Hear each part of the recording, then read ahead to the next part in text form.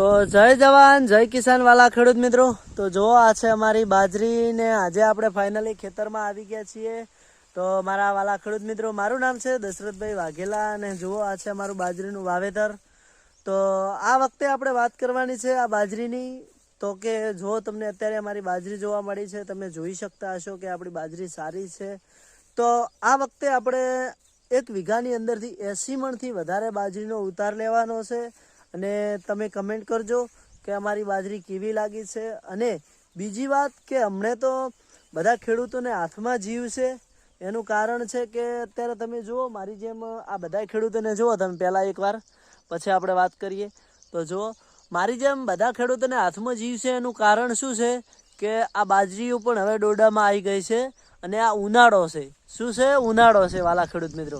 તો આ ઉનાળાના સમયે પણ ઉનાળામાં પણ જો કદાચ વરસાદના મોસમ જોવા મળતા હોય, વરસાદનું મોસમ જોવા મળતા હોય, તો પછી ખેડૂતોને તો હાથમાં જ જીવ હોય ને.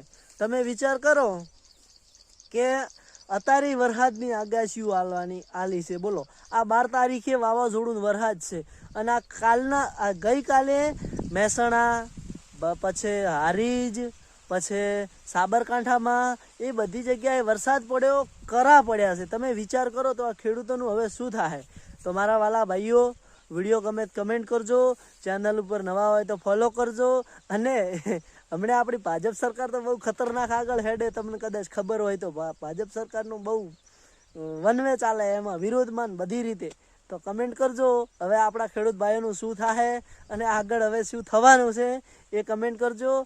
જય જવાન જય કિસાન મારા વાલા ખેડૂત ભાઈઓ. અને વિડીયો ગમે ફોલો કરજો. આવા નવા વિડીયો આપણા આવતા રહેશે. એકવાર ફરી નજર નાખો આ ગરીબો હોમી, જોઈ લ્યો આ ગરીબોની હાલત છે ખેતરમાં.